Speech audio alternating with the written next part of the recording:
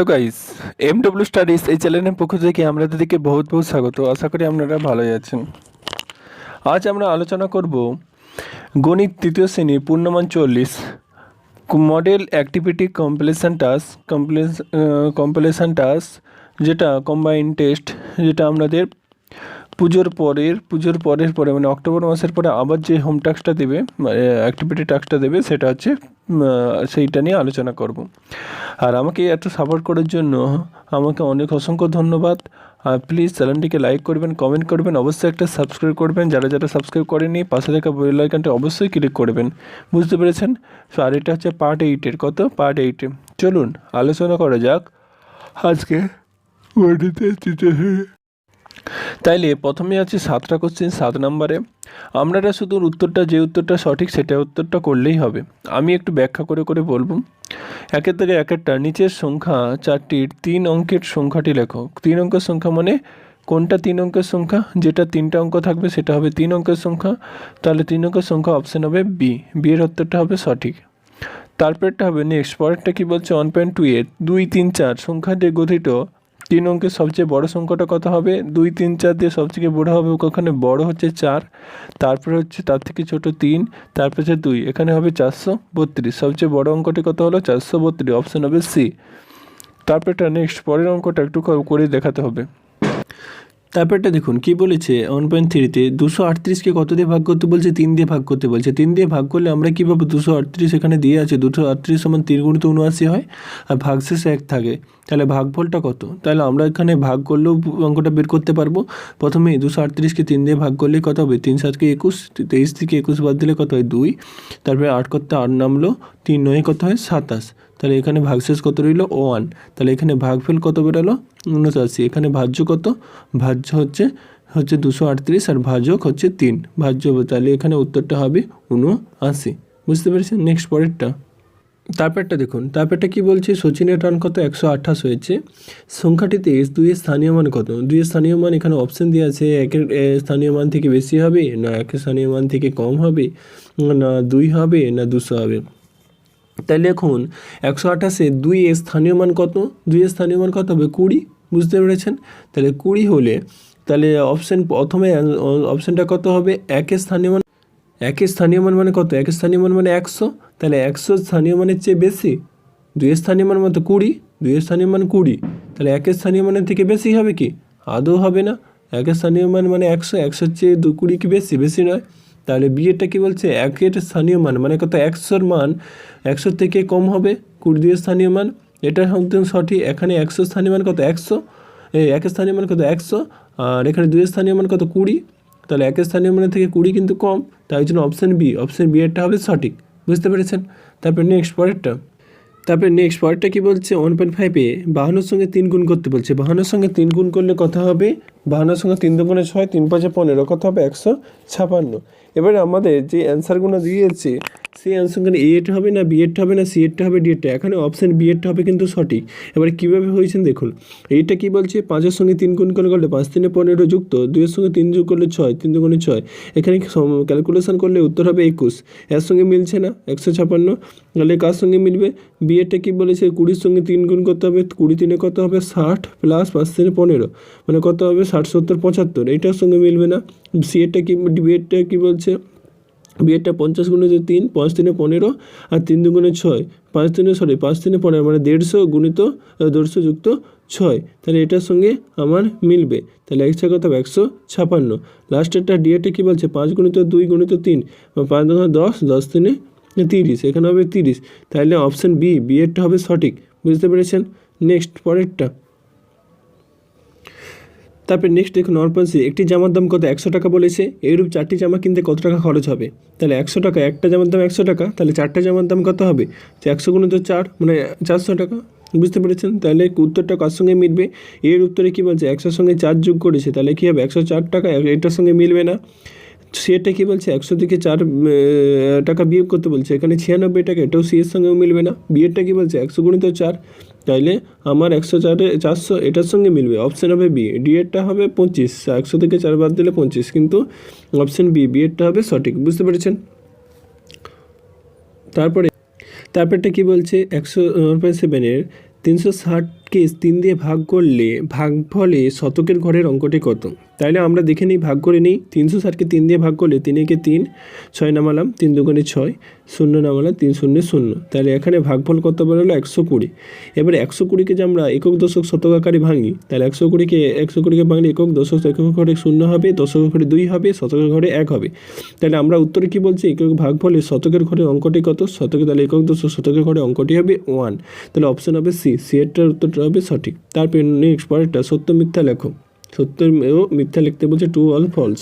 দেখুন তারপরটা 2-এর দাগে কী আছে? 99 পরের সংখ্যাটি 2 অঙ্কের। 99 পরের সংখ্যা হতে 100, 100 কত অঙ্কের? 3 অঙ্কের। তাই জন্য এটা হতে মিথ্যা। 99 পরের অঙ্ক কিন্তু 2 অঙ্কের নয়, তাহলে এটা হবে আমাদের মিথ্যা। পরেরটা বলছে 302 এর স্থানীয় মানে বিস্তার করলে লিখতে পারি 302কে ভাঙলে কত? 300 যুক্ত 0 0 যুক্ত 2, কিন্তু এটাও মিথ্যা। এখানে 30 যুক্ত 0 প্লাস 2 আছে, এটাও মিথ্যা হবে। বুঝতে পেরেছেন? তাহলে এটা আমাদের ভুল। 2.3টা 555 সঙ্গে 5 যোগফলে একক ঘরে অঙ্কটি 0। 555 সঙ্গে 5 যোগ করলে হবে 560। তাহলে এখানে একক ঘরে অঙ্ক হচ্ছে 0, এটা হচ্ছে সত্য, ওটা কিন্তু সত্য। তারপরে 2.4-এ দাবিরের রান 119, লক্ষণের রান কত? 111 হলে লক্ষণের রান দাবিরের থেকে 8 কম, এটাও কিন্তু বিয়োগ করলে কত হবে? 8 হবে। তাহলে এটাও আমাদের সত্য, লক্ষণের রান দাবিরের থেকে 8 কম, এটাও সত্য। তারপরে নেক্সট পরেরটা, এখানে লেখা আছে ভাগশেষ ভাজকের চেয়ে থেকে কি বড় হয়? এটা লেখা আছে। আচ্ছা, আমরা সিম্পল একটা ভাগ করলাম, 7কে 2 দিয়ে ভাগ করলাম। এখানে ভাগ করলে কত? ভাগশেষ 1 রয়ে যাবে। এখানে দেখো সবসময় ভাগশেষ যেটা হবে সেটা সবসময় ভাগশেষটা ভাজকের থেকে কি হবে? সবসময় ছোট হবে। তাহলে এখানে বলেছে ভাগশেষ ভাজকের চেয়ে বড় হয়, এটা একদম মিথ্যা কথা। তাহলে এটা আমরা কি লিখবো? এটা আমরা ফলস লিখবো বা মিথ্যা। তারপরে পরেরটা, এখানে কি বলছে 77কে 7 দিয়ে ভাগ করলে যে ভাগফলটি 80 থেকে 8 ভাগ করলে সেই ভাগফলের থেকে কি 1 বেশি? এটা হবে সত্য। কীভাবে হবে দেখুন, 77কে যদি আমরা 7 দিয়ে ভাগ করতে হয়, ভাগফলটা কত? এখানে 11 হবে, 7 11 এবং 77। এখানে 80কে 8 দিয়ে ভাগ করলে কত হবে? 8 10 80। তাহলে এবারে কি বলেছে? এর যে ভাগফল আর এর ভাগফলের থেকে মানে 11, তাহলে 11 থেকে 10 বাদ দিয়ে কত? 1। তাহলে এর ভাগফল কি? এর ভাগফলের থেকে 1 বেশি, 10-এর থেকে 1 বেশি মানে 11 হয়েছে তো, তাহলে উত্তরটা হবে সত্য। তারপরটা নেক্সট, তারপরে 2.7 জোড় সংখ্যাটি একটি জোড়া হলো 12 আর 13, এটা কি জোড় সংখ্যার জোড়া? জোড় কাকে বলে? যে সমস্ত সংখ্যাকে 2 দিয়ে ভাগ করে যায় তাকেই বলা হয় জোড়। তাইলে এখানে 12কে কিন্তু 2 দিয়ে ভাগ করে যায়, 2 6 12, তাই এটা জোড়। কিন্তু এখানে 13 যে সংখ্যাটা, 13কে কি 2 দিয়ে ভাগ করা যায়? 2 6 12, 1 ভাগশেষ রয়ে যাবে, এটা 13কে ভাগ করা যায় না, তাহলে এটা হবে 13টা হচ্ছে বিজোড়। তাই জন্য এটা কিন্তু জোড় সংখ্যার একটা জোড়া নয়, তাহলে এটা হবে মিথ্যা। তাহলে এটা কি লিখবেন আপনারা? মিথ্যা বলে লিখবেন। তারপরে নেক্সট পরেরটা, তারপরটা দেখুন স্তম্ভ বিলাতে বলছে যে কোনো 4টি করে দিয়েছে, কোনো অসুবিধা নেই। প্রথমটা কী আছে? প্রথম স্তম্ভে লেখা আছে কিছু, প্রথম সংখ্যা কী আছে? 205। তাহলে 200 মানে 205। তাহলে এইটার সঙ্গে কার মিল হবে? এই দ্বিতীয় স্তম্ভের 3 নম্বরেরটার সঙ্গে মিল হবে।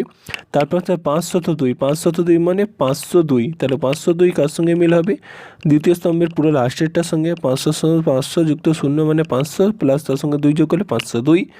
তারপরটা 250 কার সঙ্গে মিল হবে? প্রথমটার সঙ্গে মিল হবে, দ্বিতীয় স্তম্ভের প্রথমেরটার সঙ্গে। 250 মানে 250, তাহলে এখানে 100 100 200, আর এখানে কটা আছে? 10, 1 2 3 4 5 মানে 5 10 50, তাহলে 250। তাহলে এটা হবে প্রথম দ্বিতীয় স্তম্ভের সঙ্গে মিল হবে। তারপরে 500 থেকে 20 বেশি, তাহলে 520, এটা কত হবে? দ্বিতীয় স্তম্ভের দ্বিতীয় নম্বরের সঙ্গে হবে। বুঝতে পেরেছেন? 520। তারপরে নেক্সট পরেরটা, তারপরে পরেরটা কি বলছে? বাম দিকের স্তম্ভের সঙ্গে ডান দিকেও মেলাতে হবে, যে কোনো 4টি করে দিয়েছি। প্রথম স্তম্ভে কয়ে লেখা আছে 100 টাকার নোট, তাহলে 100 টাকার সঙ্গে কোনটার সঙ্গে মিলবে? খ স্তম্ভের লাস্টেরটা, কারণ খ স্তম্ভের লাস্টেরটা কী আছে? 50 টাকার একটা নোট আছে, তারপরে কী আছে? 50, তারপরে 20, 50 2 70, তারপরে 20 মানে 70 80 90, 90 পরে 10 টাকা মানে 100 টাকা। তাহলে ক স্তম্ভের প্রথমেটার সঙ্গে খ স্তম্ভের লাস্টেরটার সঙ্গে মিলবে। তারপরে ক স্তম্ভের দ্বিতীয় তারে কী বলেছে? 50 করে 50 টাকা করে 4টা নোট আছে, তাহলে 50 5 4 20 টাকা, 200 টাকা। 5 4 20 মানে 200 টাকা, 200 টাকা। তারপরে খ স্তম্ভের কার সঙ্গে মিলবে? খ স্তম্ভের তৃতীয়টার সঙ্গে মিলবে, কারণ খ স্তম্ভের এখানে কত? 100 100 200 টাকা। তারপর 65 টাকা। ক স্তম্ভের গয়েরটা কী বলেছে? 65 টাকা। 65 টাকা খ স্তম্ভের কটার সঙ্গে মিলবে? প্রথমের সঙ্গে মিলবে, কারণ 65 টাকা কত হবে? 50, আর 60 50 10-এ 60 আর 5-এ 65। তারপরটা ক স্তম্ভের কত আছে 5 টাকা করে, 4 টাকা 5 4-এ 20, এটা হবে খ স্তম্ভের দ্বিতীয়টার সঙ্গে মিলবে। তারপর নেক্সট পরেরটা। তারপরটা কি বলছে, ছোট থেকে বড় সাজাতে বলছে। ছোট থেকে বড় মানে কম থেকে ছোট, এদের মধ্যে কোনটা 205, তার মধ্যে কত, তারপর থেকে একটু বড় কত 236, তারপর থেকে একটু বড় কত 423, তারপর থেকে একটু বড় হলো 586। এটাকে বলা হয় ঊর্ধ্বক্রমে সাজানো বা ছোট থেকে বড় সাজানো। তারপর নেক্সট পরেরটা। তারপরটা দেখুন, সাজিয়ে বিয়োগ করতে বলছে কত, একক দশক শতক। শতক লিখে এখানে লিখবেন 501 থেকে 29 বিয়োগ করলে কত হবে, 9-এর পর 2 11 মানে কত, 2 কাঠে 11, হাতে থাকলে 2 কে 3, 3-এর পর 10 11 মানে 7, 10 7-এ 7 থেকে 1 বিয়োগ করলে কত হবে 4। তারপরটা নেক্সট পরেরটা। তারপর কোশ্চেনটা আছে, আজ মাসুদের জালে 198টি রুই মাছ উঠেছে আর দীপুর জালে 176টি রুই মাছ উঠেছে। কার জালে রুই মাছ কটা বেশি উঠেছে? তাহলে কটা বেশি ওরকম থাকলেই কী করতে হবে, বিয়োগ করতে হবে। এখানে কত, একক দশক শতক বলে লিখে 198 থেকে কত বিয়োগ করবেন 176। তাহলে বিয়োগ করলে আর 6 থেকে 8 বাদ দিলে কত হয় 2, 7 থেকে 9 থেকে 7 বাদ দিলে হয় 2, একাকে মিলে গেলে 0। তাহলে এবারে আমাদের লিখতে হবে অতএব মাসুদের জালে 22টি রুই মাছ বেশি উঠেছে। এটা হবে, এটা করতে হবে। তারপর নেক্সট পরেরটা আছে গুণ করতে বলেছে 135-কে 6 দিয়ে। তাহলে গুণটা করে নিই, দেখুন। তাহলে গুণটা দেখে নেওয়া যাক। একক দশক শতক বলে লিখবেন, লেখার পর 135, নিচে কত লিখবে 6, 135-কে যেহেতু 6 দিয়ে গুণ করতে বলেছে, তাহলে গুণ করলে 6 5 30 0, হাতে হলো 3, 6 3 18, 18-এর সঙ্গে 3 যোগ করলে 21, 21-এর এক হাতে হলো 2, 6-কে 6 আর 2 যোগ করলে 8 মানে 810। তারপরটা কি বলেছে, 605টি আপেল 6টি বাক্সে সমান সংখ্যায় রাখলে প্রতিটি বাক্সে কতগুলি আপেল রাখা হয়, বাক্সের বাইরে কতগুলি আপেল রইল সেটা আমাদের হিসাব করতে বলছে।